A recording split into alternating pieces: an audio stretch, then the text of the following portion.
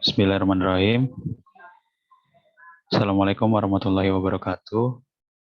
Sebelumnya, selamat siang rekan-rekan semua.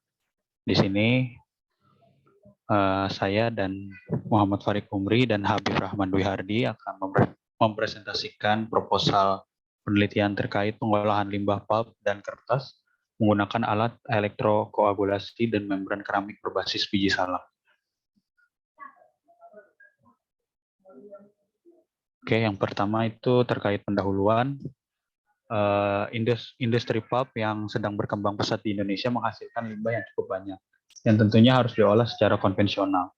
Salah satu metode yang dapat dilakukan yaitu dengan metode elektrokoagulasi, di mana metode elektrokoagulasi mampu mengolah berbagai polutan termasuk padatan, terus suspensi, logam berat, tinta, minyak, dan lemak. Untuk penelitian ini mencakup rumusan masalah yaitu dalam proses pengolahan limbah pulp, berapa lama waktu pengolahan membran menjadi efektif dan kapan kondisi optimum setiap membran terjadi.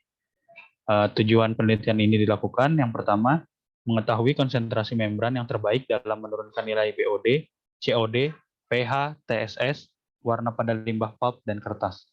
Mengetahui efektivitas pengolahan limbah menggunakan membran dengan feed dari limbah yang telah dielektrokoagulasi terlebih dahulu dibandingkan tanpa elektrokoagulasi dan konvensional. Yang ketiga, mengetahui efektivitas pengolahan limbah menggunakan membran dengan feed dari limbah yang telah dielektrokoagulasi terlebih dahulu dibandingkan tanpa elektrokoagulasi dan konvensional. Untuk hipotesis sendiri mencakup 2 poin. Yang pertama, kondisi membran berupa 70% tanah liat, 20% karbon aktif, biji salak, dan 10% zeolit untuk menurunkan kadar BOD, TSS, dan COD. Semakin lama waktu pengambilan permeat, maka semakin besar angka penurunan BOD, TSS, dan COD.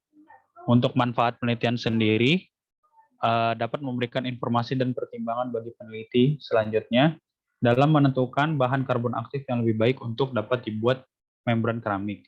Pengolahan limbah pabrik industri pulp dan kertas berdasarkan penelitian yang telah dilakukan dapat menjadi sumber referensi dalam pengolahan limbah industri pulp dan kertas dengan menggunakan membran keramik berbasis limbah biji salak. Oke, yang kedua, tinjauan pustaka akan dilanjutkan oleh Habib. Baik, kemudian untuk bagian kedua yaitu bagian tinjauan pustaka. Untuk yang pertama kami sertakan untuk pengertian dari limbah pulp itu sendiri yang merupakan senyawa yang mengandung senyawa organik dan anorganik seperti lignin yang menyebabkan limbah berwarna hitam dan memiliki nilai COD yang cukup tinggi. Kemudian kami menyertakan juga bahan galian yang dikenal sebagai bahan-bahan hasil dari pertambangan yang diperoleh dengan cara pelepasan dari batuan induknya yang berada di dalam kerak ini. Nah, kemudian untuk membran sendiri, membran merupakan sebuah lapisan tipis yang berfungsi untuk proses pemisahan komponen-komponen yang berbeda berdasarkan karakteristik dari permeabilitasnya. Kemudian kami seperti pengertian membran tadi, untuk bagian ataupun jenis membran berdasarkan strukturnya itu ada 3. Yang pertama ada membran isotropik, kemudian ada membran non-porous, dan juga electrically charged membran.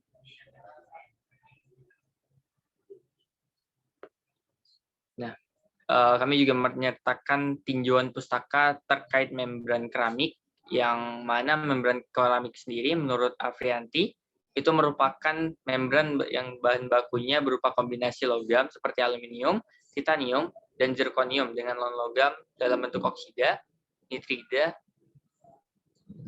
Kemudian flux membran keramik sendiri secara langsung berkaitan dengan porositas tinggi, tergolong sebagai membran keramik yang baik, tapi tidak menurunkan kekuatan mekanik.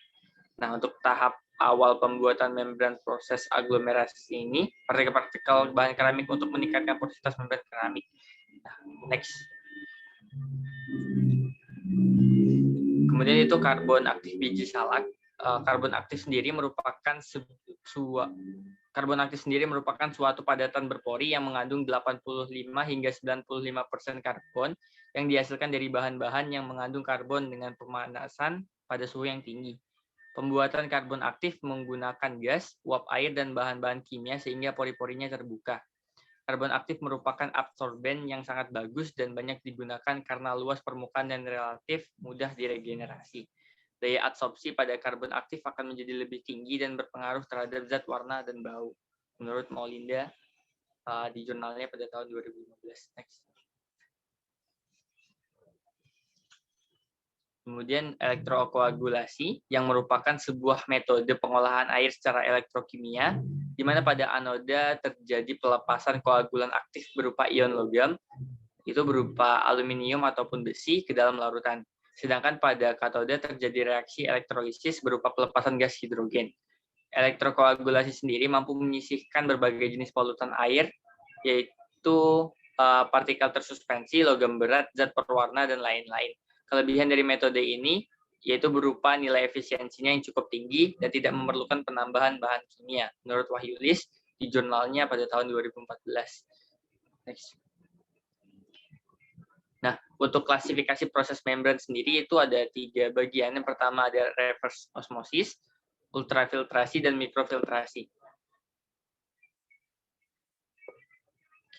Nah, untuk penelitian terkait sendiri dengan judul elektrokoagulasi limbah cair industri kertas menggunakan elektroda HLAL dari Savitri pada tahun 2015, yang kinerja membran keramik yang dibuat dengan komposisi 77,5% tanah liat, 20% dedak padi, dan sisanya serbuk besi, itu bisa menurunkan kadar ion logam kadmium yang berada dalam limbah cair industri pulp and kertas. Penelitian ini juga menunjukkan penurunan kandungan ion logam kadmium mencapai 99,74%, diikuti penurunan TDS, EC, pH, dan turbidity. Next.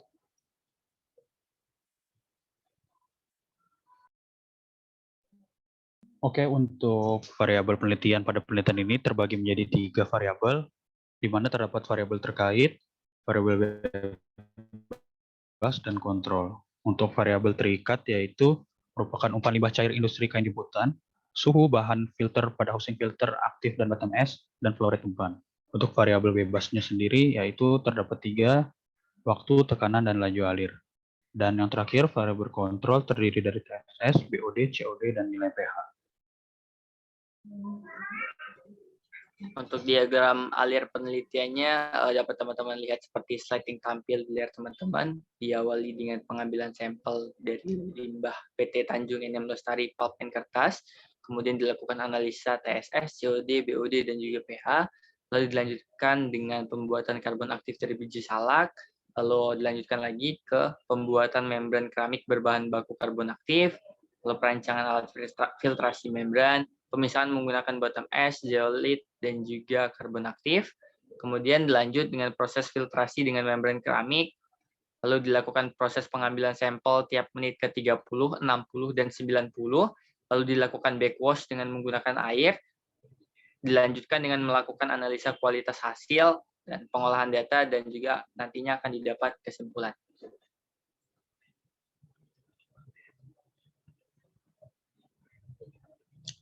Nah, untuk matriks penelitiannya sendiri dapat teman-teman lihat seperti layar yang tampil di layar teman-teman sekalian. Next. Terima kasih. Mungkin Farid bisa dilanjutin. Oke, sekian mungkin presentasi yang dapat kami sampaikan.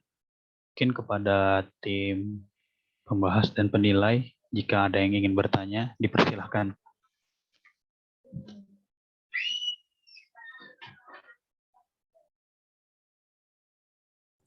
Jadi pembahasan itu kelompok kami kan.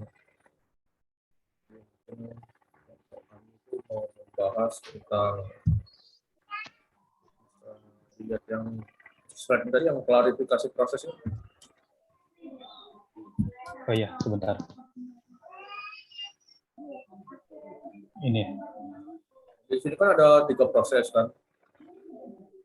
Iya. Nah, ada 3 proses kan. Nah, jadi terkait 3 proses ini bisa dijelaskan lebih lanjut nggak itunya penjelasannya? Oke. Yang pertama itu kan ada reverse osmosis ya. Nah, reverse osmosis itu merupakan perpindahan larutan dengan gaya dorong, di mana terdapat perbedaan tekanan. Nah, perbedaan tekanan ini nanti akan digunakan, di mana tekanan yang lebih besar akan digunakan Nah, tekanan yang besar ini harus lebih besar dari tekanan osmosis. Jadi, reverse osmosis mempunyai pengembangan pada membran asimetris pada proses osmosis. Nah, untuk ultrafiltrasi itu memiliki kinerja dasar kerja yang sama dengan osmosis balik atau reverse osmosis. Tapi yang berbeda itu dengan ukuran porinya. Ultrafiltrasi itu memiliki pori yang digunakan antara 0,01 sampai 0,1 dengan berat molekul terlarut antara 1000 sampai 500.000 gram per mol. Di mana proses pemisahan membran ultrafiltrasi ini menggunakan ukuran molekul yang lebih kecil dari diameter pori yang dapat menembus membran. Dan yang terakhir untuk mikrofiltrasi, yaitu mempunyai prinsip kerja yang sama dengan filtrasi yang sebelumnya, dan perbedaan itu terdapat pada ukuran molekul lagi yang dapat dipisahkan, di mana ukuran molekul yang dipisahkan itu berkisar di angka 500 hingga 300.000, dengan berat molekul terlarut mencapai 500.000 gram per mol. Oleh karena itu, proses mikrofiltrasi sering digunakan untuk menahan partikel-partikel dalam larutan yang tersuspensi. Mungkin seperti itu. Apakah sudah terjawab? Ya. Terima kasih penjelasannya. Lanjut. Oke, sama-sama.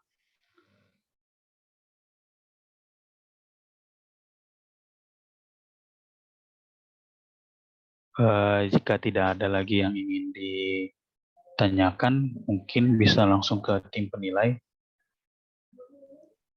Baik, terima kasih. Mungkin kami dari kelompok 32 sebagai tim penilai izin memberikan komentar sedikit. Jadi untuk isi proposal dan penjelasannya menurut kami sudah cukup baik. Namun ada sedikit kekurangan yaitu di bagian rangkaian alat. Selebihnya sudah oke. Kemudian untuk nilai mungkin kami kasih 89. Terima kasih. Oke, terima kasih. Mungkin untuk masukannya di rangkaian alatnya belum dilengkapi, belum dimasukkan rangkaian alat. Terima kasih banyak untuk masukannya. Mungkin cukup sekian presentasi yang dapat kamu sampaikan. Kurang lebihnya mohon maaf. Wassalamualaikum warahmatullahi wabarakatuh. Assalamualaikum. Assalamualaikum warahmatullahi wabarakatuh. Selamat siang semuanya. Pada kesempatan kali ini, saya Muhammad Arif Gifari dan Aksal Alif Fadilah akan mempresentasikan proposal penelitian kami dengan judul Pengaruh Waktu Reaksi dan Penentuan Konsentrasi Asam Lemak Bebas Minyak Biji Rambutan atau Nepelium lactasium terhadap pembuatan biodiesel. Mungkin yang pertama langsung ke bab 1, latar belakangnya.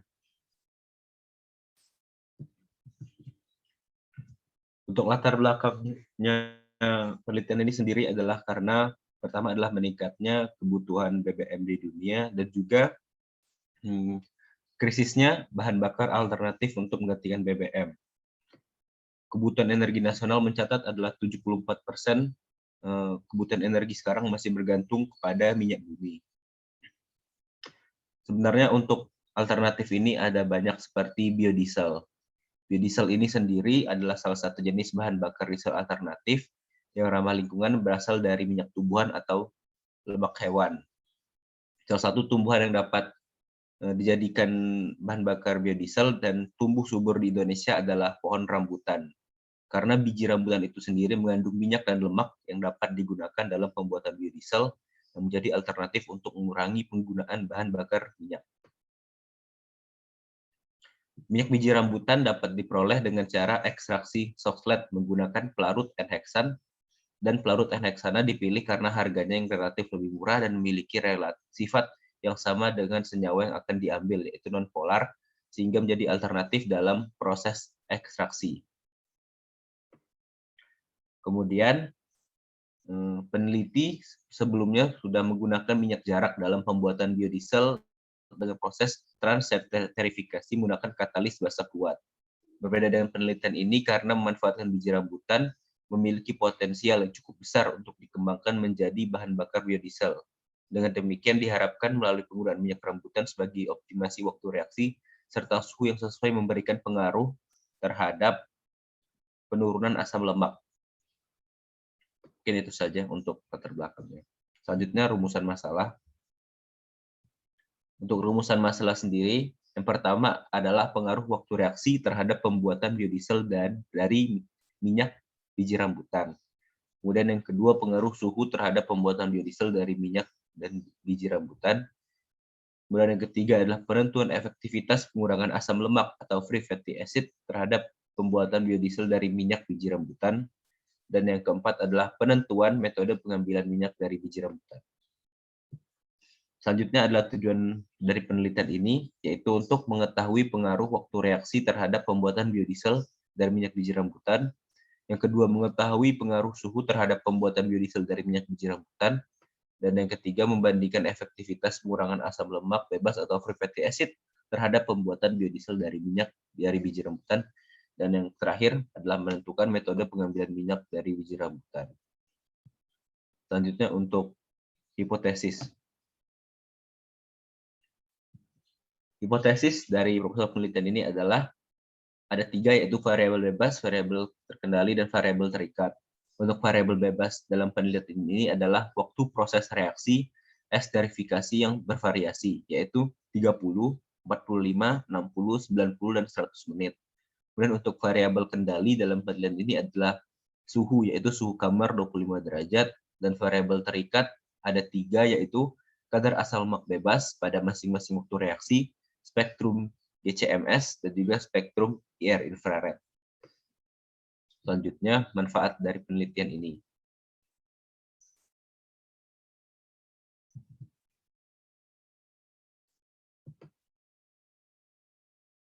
Oh, mungkin yang tadi salah. Yang tadi ada lingkup masalah, kemudian ini baru hipotesis. Untuk hipotesisnya sendiri, menyatakan, yang pertama adalah menyatakan bahwa banyaknya kandungan asam lemak bebas dalam reaktan pada proses sintesis biodiesel akan menyebabkan terbentuknya sabun, menurunkan rendaman etil ester, dan mempersulit pemisahan metil ester dari produk sampingnya, yaitu gliserol. Dan yang kedua, minyak biji rambutan mempunyai kualitas rendah dengan kadar asam lemak bebas yang tinggi, yaitu 50%. Dan yang ketiga, menyatakan bahwa angka asam minyak biji rambutan cukup tinggi, yaitu 11,2345. Dan kemudian yang terakhir ada manfaat dari penelitian ini. Manfaat dari penelitian ini adalah manfaatkan biji rambutan yang terbuang agar dapat menghasilkan bahan bakar alternatif yang dapat diperbarui. Itu yang pertama. Yang kedua adalah memberikan manfaat untuk ilmu pengetahuan secara umum dan ilmu kimia secara khusus.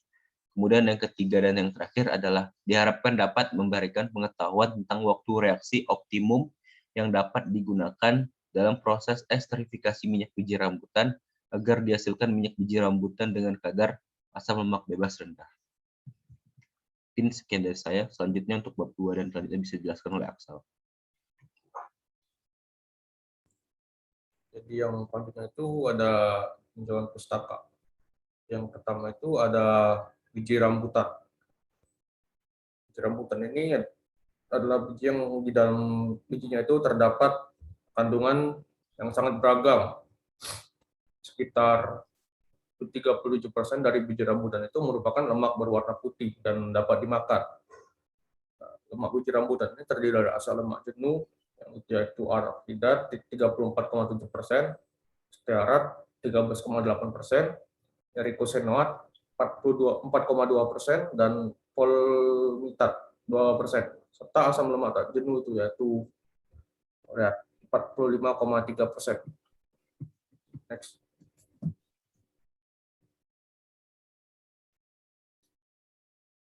Jadi proses itu adalah proses ekstraksi.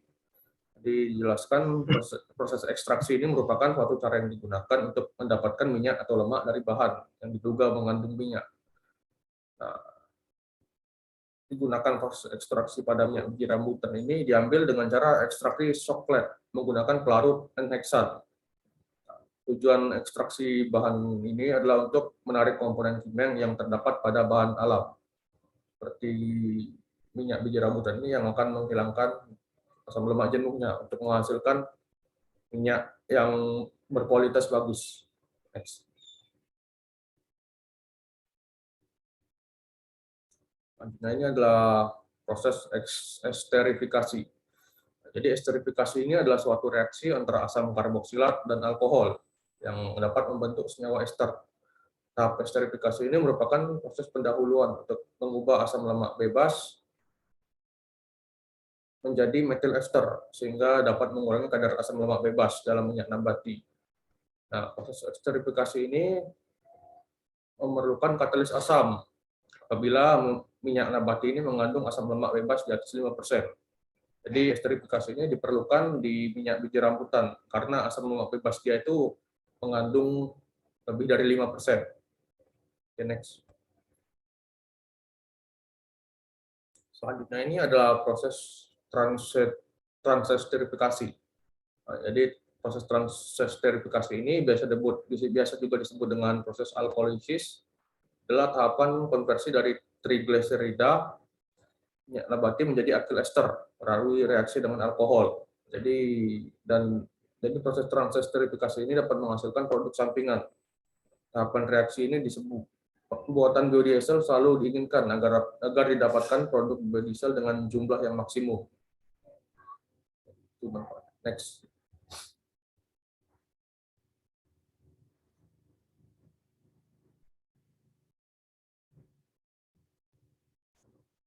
Itu belum bergerak. Oke. Selanjutnya ini ada asam lemak bebas. Jadi asam lemak bebas ini atau disebut juga free fatty acid ini kandung dalam minyak nabati yang dapat menjadi salah satu penentu kualitas minyak. Jadi semakin banyak asam lemak bebas ini, maka minyaknya akan semakin buruk. Jadi diperlukan proses ekstraksi seperti yang tadi agar minyaknya berkualitas bagus. Jadi dikurangi asam lemak bebasnya itu dalam kandungan biji minyaknya. Next. Selanjutnya ada analisis spektrum infrared. Jadi radiasi inframerah ini sebagai spektrum elektromagnetik ini dapat diukur pada daerah sinar dan gelombang di antara 4.000 sampai 4.000 cm. Jadi interpretasi inframerah ini sebagai pendeteksian awal bahwa biodiesel dapat terbentuk. Jadi bagian dari analisis spektrum inframerah ini yaitu sumber cahaya, monokromator, dan juga detektor. Di samping ini bisa terlihat bentuk alatnya. Next. Selanjutnya ini ada analisis GCMS atau disebut juga gas kromatografi dan mass spektrometri. Jadi ini merupakan analisis yang merupakan gabungan dua buah alat, yaitu kromatografi gas dan spektrometri massa. GCMS ini digunakan untuk mendeteksi massa antara 10 mZ hingga 700 mZ. Jadi prinsip kerjanya ini adalah menembak bahan yang sedang dianalisis dengan berkas elektron dan secara kuantitatif mencatat hasilnya sebagai spektrum fragmen ion positif. Fragmen-fragmen tersebut itu berkelompok sesuai dengan massanya. Next.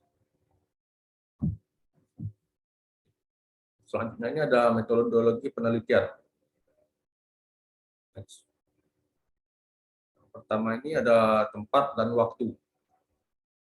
Tempat dan waktu akan dilaksanakan penelitian ini akan dilaksanakan pada bulan April hingga September 2022 di Palembang, Sumatera Selatan.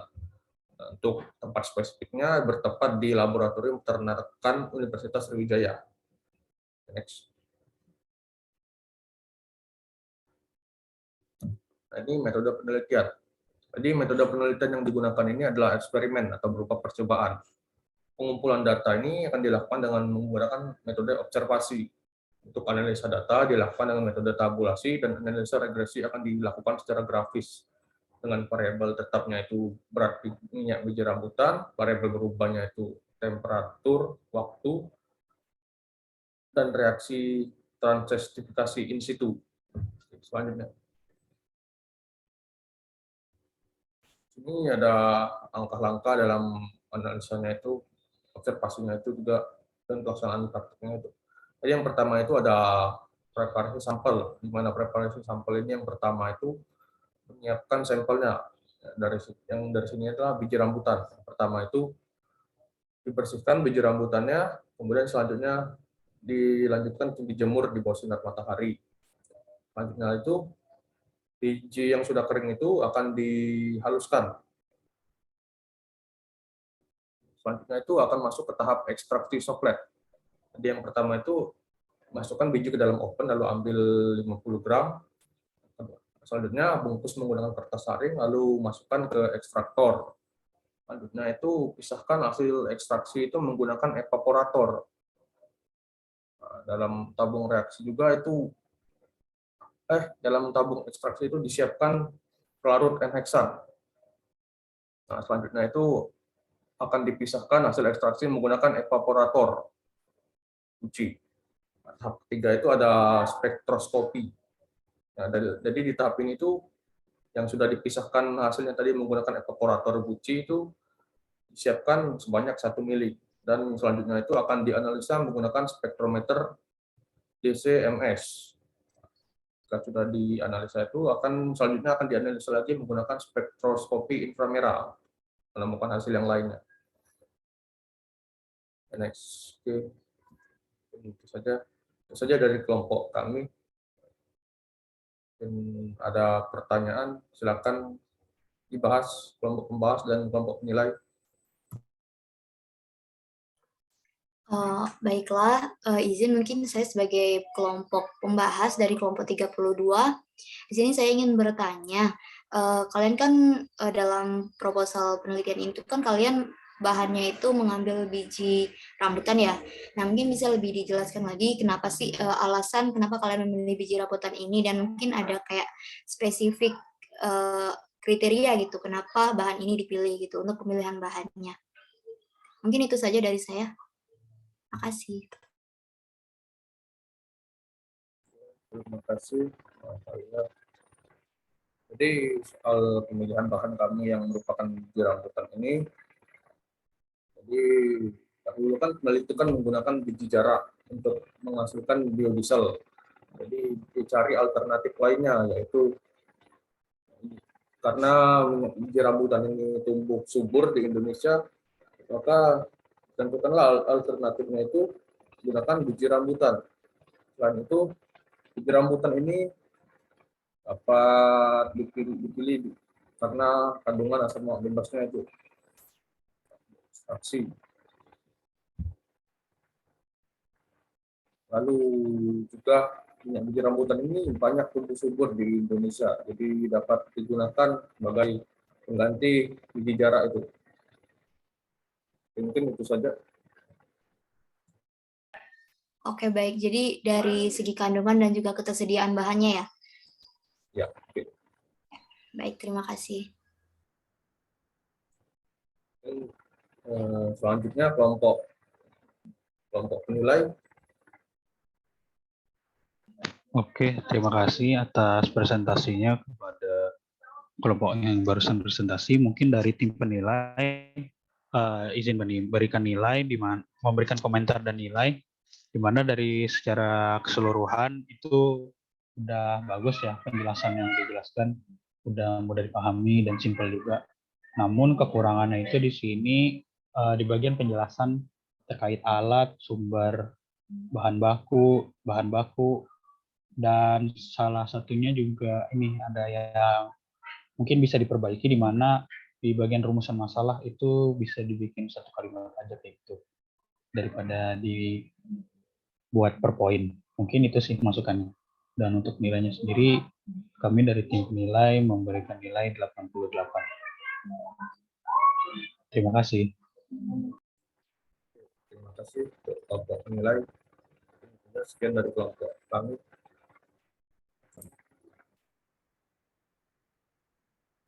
Baik, selanjutnya sebelumnya Assalamualaikum warahmatullahi wabarakatuh. Di sini kami dari kelompok 32 akan memaparkan presentasi proposal kami.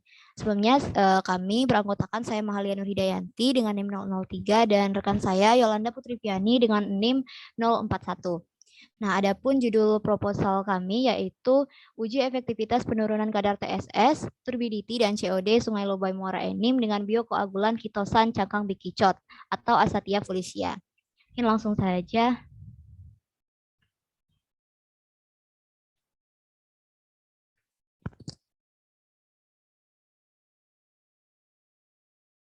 Mungkin untuk yang pertama, bab 1 pendahuluan, adapun hal yang melatar belakangi kami untuk mengambil proposal ini yaitu adanya pencemaran pada Sungai Lubai oleh PTPN. Nah, berdasarkan kajian yang kami lakukan, itu terdapat Sungai Lubai Muara Enim ini sudah mengalami pencemaran yang dimana diakibatkan oleh adanya limbah dari PTPN ini. Nah, berdasarkan kajian sudah kami lakukan juga, upaya penjernihan yang dapat dilakukan pada beberapa penelitian sebelumnya tentang pengolahan limbah-limbah itu dapat dilakukan dengan metode koagulasi flokulasi. Nah, dalam metode koagulasi flokulasi ini itu digunakan yang namanya koagulan sebagai penyerapnya untuk dari penyerap limbah tersebut. Nah, bahan koagulan ini itu merupakan bahan yang mengandung kitin, di mana nantinya kitin tersebut akan diproses menjadi kitosan untuk menjadi koagulan. Nah, dari kitin ini, ternyata kitin ini setelah kami cari itu banyak terkandung dalam kelompok-kelompok hewan, yaitu moluska, krustasea, arthropoda, fungi, dan insekta. Nah, kemudian kami di sini mengambil salah satu hal yang berpotensi untuk menjadi bahan pada penelitian ini yaitu pada hewan moluska yaitu cangkang bekicot. Nah, di sini cangkang bekicot ini mengandung 70-80% kitin. Tentunya sangat-sangat tinggi untuk kita manfaatkan dan juga cangkang bekicot ini itu kurang termanfaatkan dan juga ketersediaannya cukup banyak di Indonesia. Oleh sebab itu kami mencoba mengambil cangkang bekicot ini untuk diolah menjadi biokoagulan dan nantinya akan kami lakukan dan sehingga kami mengambil proposal untuk mengajukan pengujian efektivitas biokoagulan yang telah dibuat tadinya dalam menurunkan kadar TSS, COD, dan juga turbidity air Sungai Lubai. Nah, adapun hal yang menjadi rumusan masalah pada proposal penelitian ini yaitu pengaruh kadar TSS, turbidity, dan COD terhadap variasi konsentrasi 150, 200, 250, dan 300 mg per liter dan juga kecepatan pengaduk 100, 125, dan 150 rpm pada proses koagulasi flokulasi air Sungai Lubai Muara Enim dengan biokoagulan cangkang bekicot. Nah, adapun hal yang menjadi tujuan penelitian berdasarkan rumusan masalah tadinya yaitu menentukan konsentrasi optimum koagulan yang ditambahkan dengan variasi 150, 200, 250, dan 300 mg per liter pada proses koagulasi flokulasi dengan biokoagulan cangkang bekicot berdasarkan penurunan kadar TSS, turbidity, dan juga COD. Kemudian menentukan kecepatan pengadukan optimum dengan variasi kecepatan putar 100, 125, dan 150 rpm pada proses koagulasi flokulasi dan juga dengan biokoagulan cangkang bekicot berdasarkan penurunan kadar TSS, turbidity, dan juga COD. Nah, untuk hipotesa yang kami ambil pada penelitian ini yaitu berdasarkan beberapa kajian dan beberapa jurnal sebelumnya, itu cangkang bekicot itu dapat dimanfaatkan menjadi koagulan dengan kandungan kitosan yang tinggi yaitu 51,87%.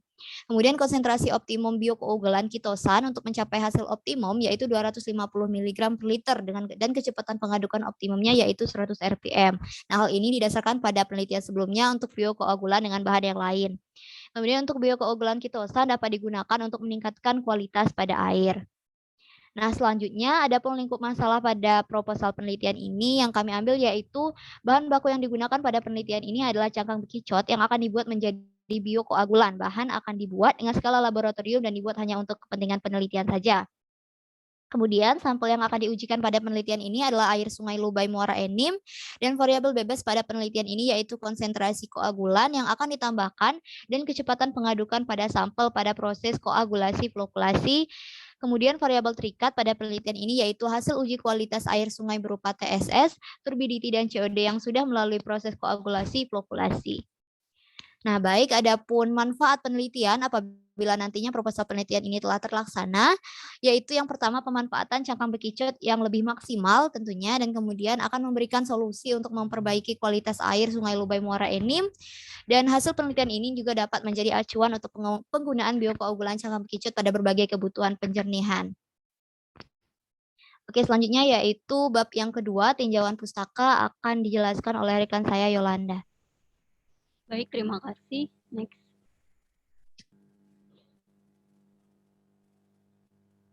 Yang pertama ada Sungai Lubai Muara Enim, merupakan salah satu sungai yang ada di Kabupaten Muara Enim, Sumatera Selatan. Beberapa industri yang ada di dekat sumber sungai tersebut memanfaatkan sumber air untuk memenuhi kebutuhan produksi ataupun domestik. Namun seiring berjalannya waktu, Sungai Lubai tersebut mulai menunjukkan adanya pencemaran yang diduga diakibatkan oleh limbah industri tersebut. Next. Kemudian cangkang bekicot. Cangkang bekicot dapat dimanfaatkan dengan kandungan yang ada pada cangkangnya, yaitu mengandung zat kitin sekitar 70% hingga 80%. Kandungan zat kitin tersebut akan dikonversi menjadi kitosan yang dimana akan dikaji lebih dalam pada penelitian kali ini untuk dimanfaatkan menjadi biokoagulan dengan studi kasus air sungai Lubai Muara Enim. Selanjutnya kitosan. Kitosan merupakan turunan dari kitin yang memiliki gugus amina NH2 yang bersifat nukleofil kuat, yang bersifatnya multifungsi dan berperan pada pembentukan vlog. Cangkang bekicot yang mempunyai kadar kitin yang sangat besar yaitu pada kisaran 70 hingga 80% dapat menghasilkan yield lebih besar jika diproses menjadi kitosan dibandingkan dengan bahan lainnya. Oleh sebab itu, pada penelitian kali ini dilakukan pemanfaatan kitosan menjadi biokoagulan dengan studi kasus air sungai Lubai Muara Enim. Selanjutnya biokoagulan adalah sebutan untuk koagulan yang dibuat dengan bahan yang alami atau dari alam yang berfungsi untuk menjernihkan air. Nah, ada beberapa kelebihan penggunaan kitosan sebagai biokoagulan, antara lain tidak beracun bagi manusia, mudah terurai, mampu mentreatment partikel koloidal, COD, dan logam berat yang terkandung di dalam air limbah, serta cukup efisien pada dosis rendah sehingga dapat mengurangi pembentukan lumpur. Selanjutnya koagulasi dan flokulasi, di mana koagulasi adalah metode untuk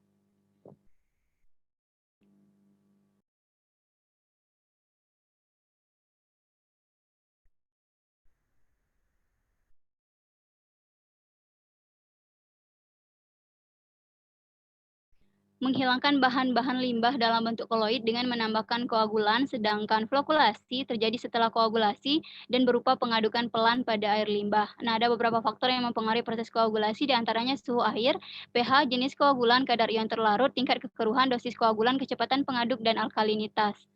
Next. Selanjutnya, bab 3, metodologi penelitian. Yang pertama, waktu dan tempat penelitian akan dilaksanakan pada bulan Mei 2022 di Laboratorium Terpadu Universitas Sriwijaya. Next. Selanjutnya, variabel penelitian ada 3. Yang pertama, variabel bebas, yaitu variasi konsentrasi koagulan yang akan ditambahkan pada sampel 150, 200, 250, dan 300 mg per liter, serta kecepatan pengaduk yaitu 100, 125, dan 150 rpm pada proses koagulasi flokulasi. Yang kedua, variabel terikat yaitu hasil uji kualitas air sungai berupa TSS, turbidity, dan COD yang sudah melalui proses koagulasi flokulasi. Dan yang terakhir ada variabel kontrol yaitu kondisi operasi dan waktu pada pengujian jar test. Alat yang digunakan yaitu alat pembuatan koagulan, jar test, spektrofotometer, neraca analitik, dan alat gelas. Kemudian untuk bahan ada cangkang bekicot, air sungai Lubai Muara Enim, NaOH, HCl, dan asam asetat. Lalu prosedur penelitian di sini ada pengujian jar test. Jadi yang pertama itu sampel limbah cair dimasukkan ke dalam gelas beker masing-masing sebanyak 900 ml. Lalu ditambahkan koagulan dengan dosis yang telah disebutkan sebelumnya. Kemudian sampel tersebut diaduk dan menggunakan variasi kecepatan yang sudah ditentukan selama 2 menit, diikuti pengadukan lambat 45 rpm selama 15 menit. Kemudian setelah pengadukan diendapkan selama 30 menit dan setelah pengendapan, hasil diambil dan dilakukan pengukuran turbiditas, TSS, dan COD. Next. Lalu skema rangkaian alat. Yang pertama ada rangkaian alat dalam pembuatan biokoagulan kitosan cangkang bekicot. Jadi cangkang bekicot yang sudah dicuci dan dikeringkan tadi di blender, kemudian diayak dengan menggunakan ayakan 100 mesh, lalu dipanaskan dengan menggunakan alat pemanas dan dilakukan penggilingan dengan menggunakan ball mill, kemudian dilakukan scanning elektron mikroskop untuk mengetahui ukuran dari serbuk cangkang bekicot tersebut dan lalu ditimbang sebanyak 3 gram dengan menggunakan neraca analitik yang mana akan dilarutkan dengan 300 ml asam asetat dan dengan pengenceran aquades sampai 100 ml. Lalu ada rangkaian alat dalam pengujian jar test. Jadi sampel limbah cair tadi dimasukkan ke 5 gelas beker masing-masing 900 ml, kemudian diaduk dengan menggunakan pengaduk dengan kecepatan yang sudah ditentukan sebelumnya, lalu diendapkan dan setelah itu dilakukan pengukuran turbiditas, TSS, dan COD menggunakan alat pengukur yang sudah ditetapkan. Selanjutnya, saya kembalikan ke Mahalia. Baik, terima kasih. Selanjutnya yaitu metode analisa. Nah, adapun pada penelitian ini, metode analisa yang kami lakukan yaitu pengujian dengan metode eksperimen berupa penentuan dosis konsentrasi koagulan yang akan digunakan dan kecepatan pengadukan yang optimum untuk mencapai penurunan TSS, COD, dan juga turbidity pada proses koagulasi flokkulasi. Nah, namun sebelumnya itu pasti dilakukan tinjauan pustaka terlebih dahulu.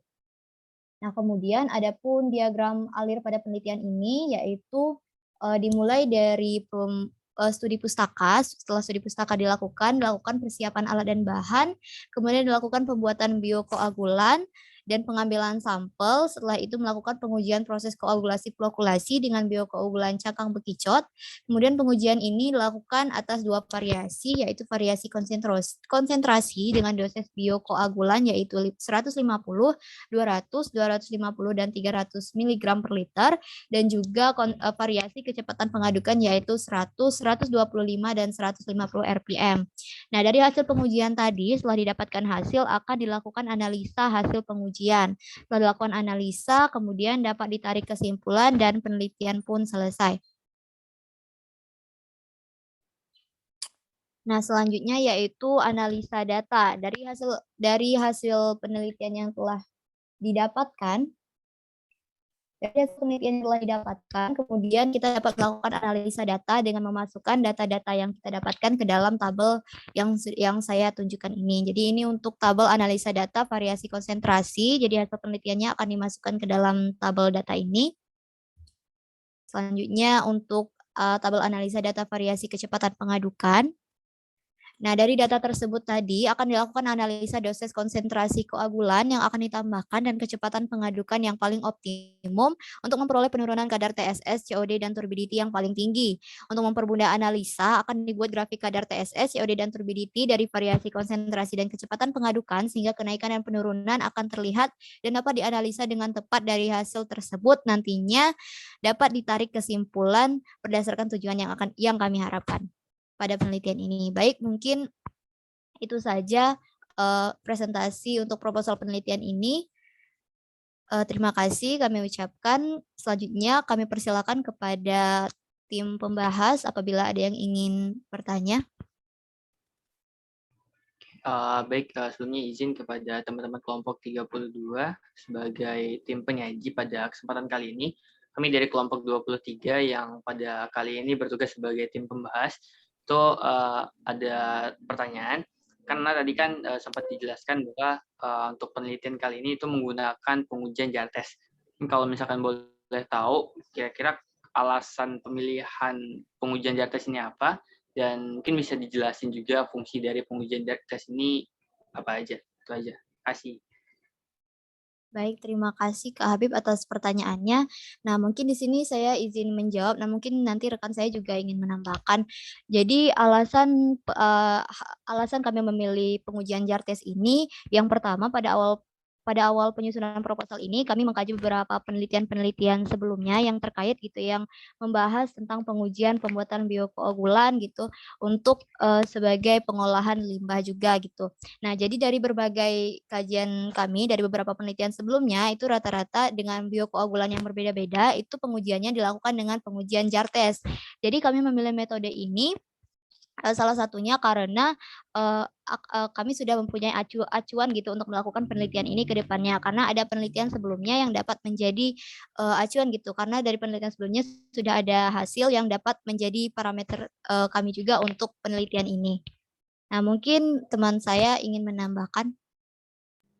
Baik, terkait pertanyaan tadi juga, untuk fungsi jar test itu sendiri yaitu menentukan dosis optimal dari koagulan, di mana biasanya jar test digunakan pada proses pengolahan air untuk mengevaluasi koagulan dan flokulan serta mencari pH yang optimal.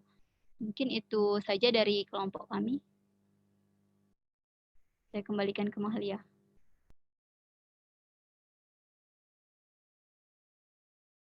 Baik, mungkin itu saja untuk sesi dari tim pembahas. Apakah sudah menjawab tadi? Udah cukup jelas, terima kasih. Baik, terima kasih. Selanjutnya mungkin dari tim penilai, saya persilakan. Oke, terima kasih dari presentasinya kelompok Mahalia. Jadi di sini saya sebagai tim penilai akan memberikan komentar serta nilai pada kelompok. Jadi menurut kelompok saya, jadi dari penjelasan kalian tadi itu bagian-bagian proposalnya itu sudah lengkap. Namun di bagian skema rangkaian alatnya itu mungkin bisa ditambahkan lagi gambar alat supaya lebih jelas lagi. Jadi mungkin itu saja masalahnya. Yang lainnya juga sudah disampaikan dengan jelas, rinci gitu. Nah, untuk nilainya sendiri akan kami berikan 92. Baik, terima kasih. Baik, terima kasih atas komentarnya dan juga penilaiannya. Mungkin nanti akan menjadi bahan untuk perbaikan pada proposal penelitian kami ke depannya. Mungkin itu saja dari kelompok kami. Kami akhiri. Wassalamualaikum warahmatullahi wabarakatuh.